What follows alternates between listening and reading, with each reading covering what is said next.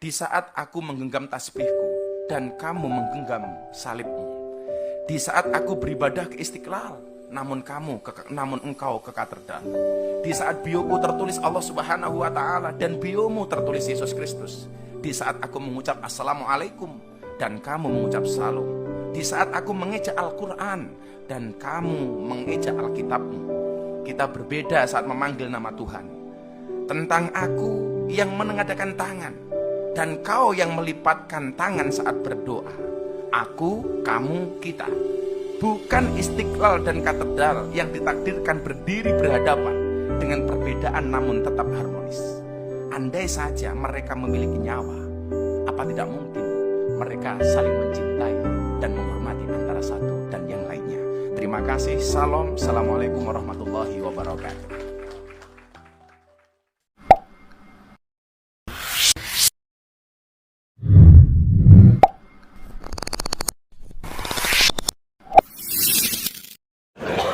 Haram hukumnya masuk ke rumah ibadah orang lain.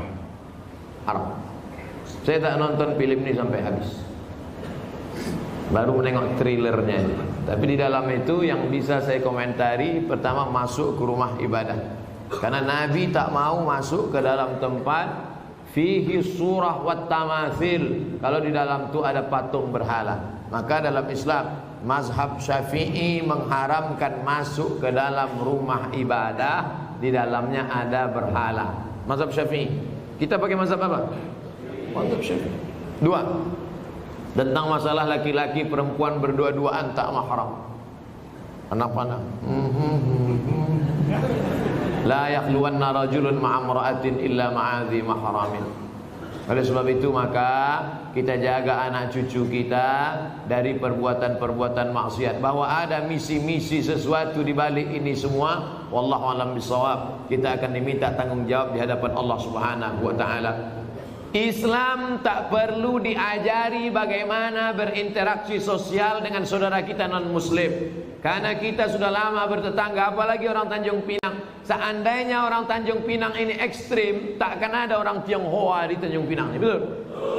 Kita semuanya bisa menerima, siapapun yang datang semua bertetangga, berkawan, bersahabat. Tapi kalau sudah dalam masalah ibadah, ritual, tak ada tawar menawar. Wala ana abidum ma'abatum wala antum abiduna ma'abud lakum dinukum. Ini sekarang banyak yang tak bisa membedakan kebablasan, tak bisa membedakan mana toleransi, mana tolerasin. Harus bisa dibedakan.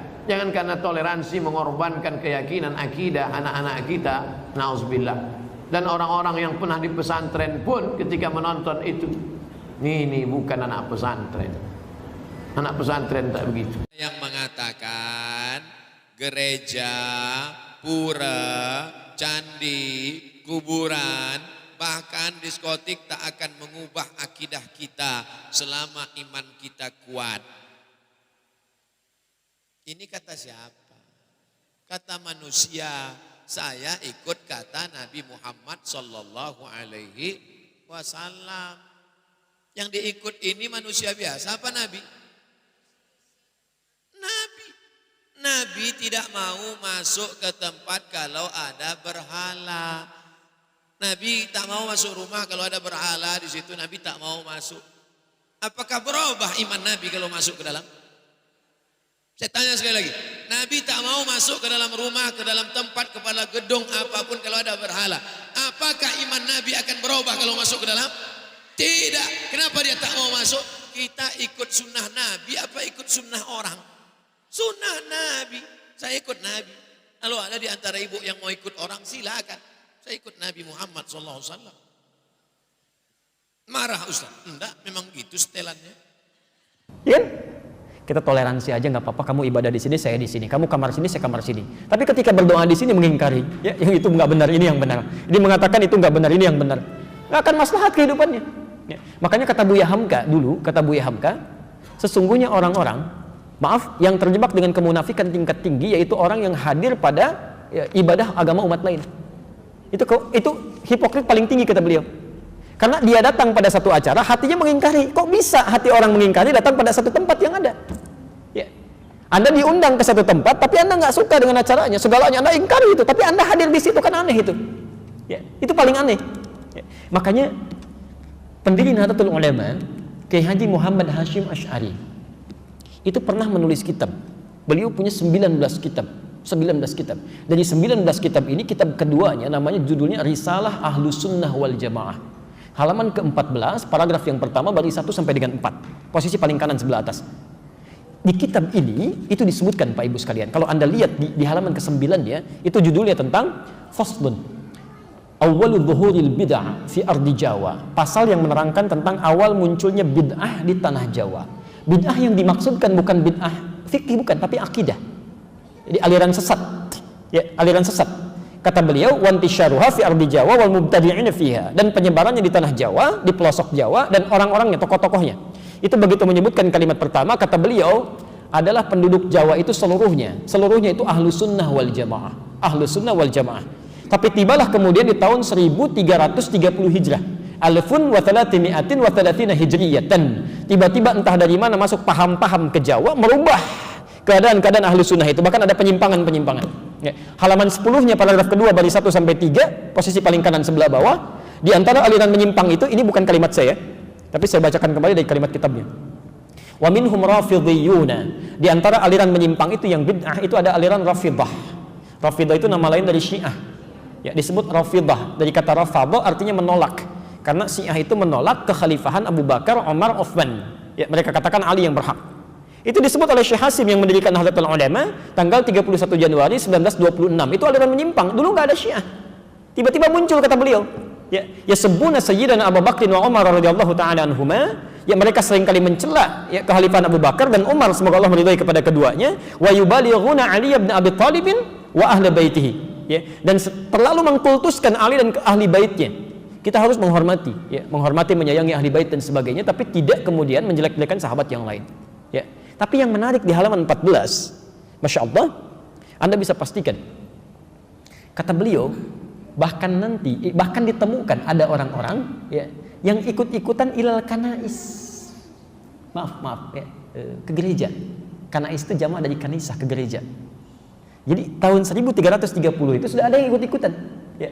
Kan Portugis pertama kali yang membawa, Portugal yang pertama kali membawa agama Kristen Katolik ke kita, ya, ke Nusantara tahun 1511 lewat Selat Malaka.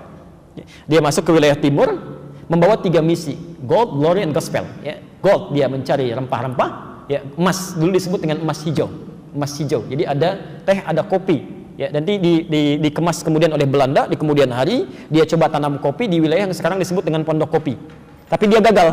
Ya. Lalu dia pindah ke daerah ke Pariangan, ya, Periangan, ke daerah Bandung ke sana, dekat sedikit ke Malabar. Berhasil di situ sampai ekspor pertamanya itu nomor 2 setelah Yaman. Ya, Yaman punya Arabica saat itu. Kemudian ekspor keduanya sama dengan Yaman, ekspor ketiganya melebihi Yaman. Sampai dia bikin pemancar di situ, disambungkan kemudian ke Paris, ditembuskan ke Belanda. Maka dikenal dengan Paris Van Java, Bandung pada saat itu.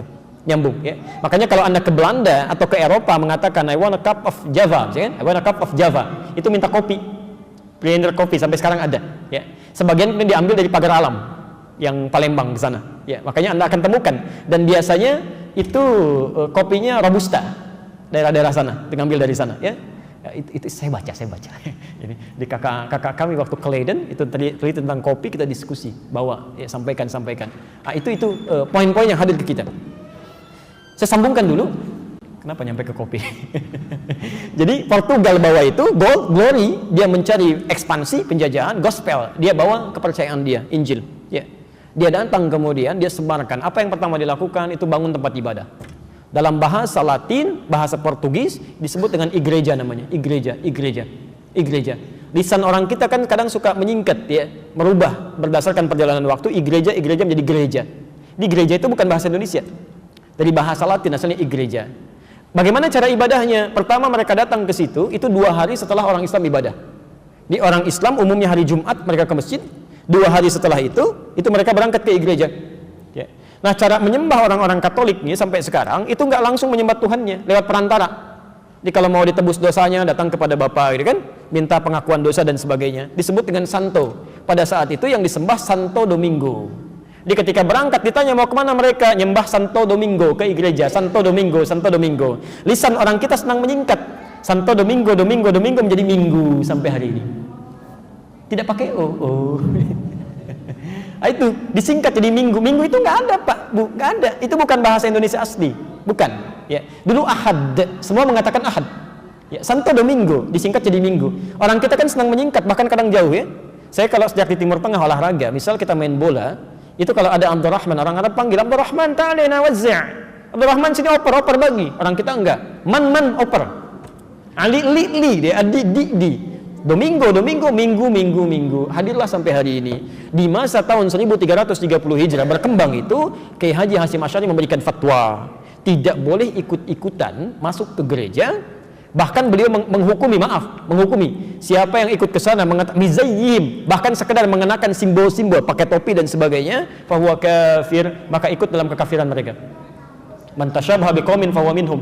Itu keluar fatwa. Ya. Hati-hati Bapak Ibu sekalian, hati-hati ya, ini tidak mudah. Nah, yang jadi persoalan sekarang, kok bisa sekarang semakin berkembang? Ya.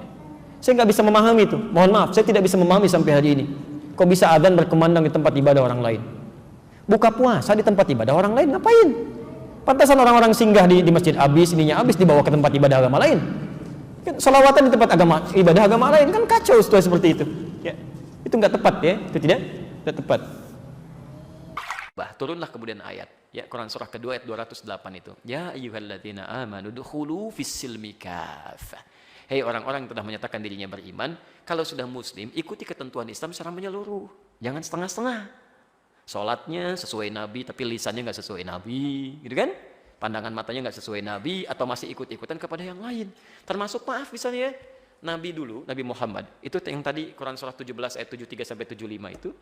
Kan saya belum tuntas tadi nerangkan itu. Malam-malam datang proposal mengajukan beliau untuk ikut-ikut nyembah kan. Itu ketika turun Al-Kafirun pada pulang, tapi nggak putus asa Pak. Besoknya ngajak lagi. Ketika Nabi subuh-subuh ke Hajar Aswad, ya, ke Ka'bah. Itu datang salah satunya mengatakan, Muhammad, gini, gak usah nyembah deh. Yang kayak tadi malam, hormati aja. Minimal kita saling penghormatan lah. Kamu pegang aja lah ini. Kan dulu di sekitaran Ka'bah masih ada tuh ya, patung-patung gitu. Kamu pegang aja, nggak usah disembah, nggak usah, cuman pegang aja begini untuk menghormati kita.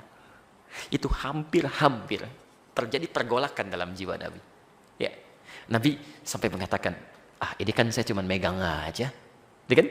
Dalam jiwanya itu, cuman megang aja, tidak akan berpengaruh apa-apa. Dengan seperti itu justru nanti saya akan lebih lapang ibadahnya. Tiba-tiba ketika lintasan itu ada dalam pikiran, kemudian sebelum itu terjadi, nah ini sifat maksum. Maksum itu dijaga dari berbuat salah. Turunlah wahyu di Quran surah 17 ayat 73 sampai 75 itu. Wa in kadu la yaftinunnaka 'anil ladzi auhayna ilaika ghairah. Hampir ya, ada orang yang bisa mempelesetkan engkau untuk berpaling dari tuntunan wahyu kami. Itu hampir sampai kemudian turun ayat itu. Sampai mengatakan jangan sampai tersentuh, kalau itu kejadian akan ditimpakan dhi'fal hayati wa dhi'fal mamat. Siksa berdua kali lipat. Nyentuh aja nggak boleh, apalagi bersih-bersih. Itu ada anak-anak pakai kerudung, anak-anak SD, anak-anak SMP, diminta bersih-bersih tempat ibadah orang lain. Allah, dosanya banyak itu. Tolong aduh anak cucu kami jangan dibawa seperti itu ya. Tolong jangan dipelesetkan itu. Kalau Anda mau ingkar aja sendirian, jangan ngajak-ngajak orang lain. Itu pun kami doakan supaya bertobat itu kan. Jadi tolong jangan mengajak kemaksiatan. Kalau nggak paham agama, berkonsultasi. Jangan mengajak orang lain melakukan kesalahan yang fatal. Itu kasihan anak-anak pakai kerudung, masih SD, ada yang SMP, dibawa ngelap-ngelap tempat ibadah orang. Nabi aja megang, nggak boleh, Anda bersih-bersihin. Itu fatal itu. Dan kalau sekampung sudah dibegitukan, itu bahaya itu. Bahaya itu ya. Harus diingatkan ya, ulama-ulama setempat mesti mengingatkan itu, mesti mengingatkan dan sebagainya. Ya. Jadi jangan sampai kebaikan-kebaikan dunia mengalahkan nilai-nilai akhirat. Itu fitnah paling besar itu, ujian terberat itu. Ujian terberat itu datang dari orang baik yang menyimpang, itu paling berat. Ya, orang yang kelihatan baik tapi menyimpang itu paling berat. Sehingga ketika akan diluruskan ya sudah pada ngasih duluan, ya kan sudah dibiayain, sudah dibeasiswain, jadi sulit nolaknya. Itu yang berbahaya itu. Allahu Akbar, itu masih biasa Pak, apalagi Dajjal yang turun. Dajjal yang turun. Dajjal itu Allahu Akbar ya, nunjuk ke langit hujan, turun hujan. Nunjuk ke tanaman mati dia tuh. Jadi kalau yang kecil aja belum kuat, apalagi yang besar-besar. Yang kecil-kecil tuh baru handphone, ini uang. Itu baru yang kecil-kecil. Udah 10.000 orang, apalagi Dajjal beneran yang turun. Jadi kalau yang kecil aja Anda belum bisa menjaga kekuatan iman, apalagi padang dahsyatnya itu. Hati-hati. Ayo keluarga dibina dengan baik ya. Tuntunan Rasul itu dilihat. Makanya laqad, jangan pernah ragu dengan tuntunan Rasulullah SAW. Ya Nabi dulu aja nggak ragu gitu kan. Itu baru 2 kalimat tuh laqad, hadisnya belum dibaca. Habis itu baru ayatnya tuh. Ya.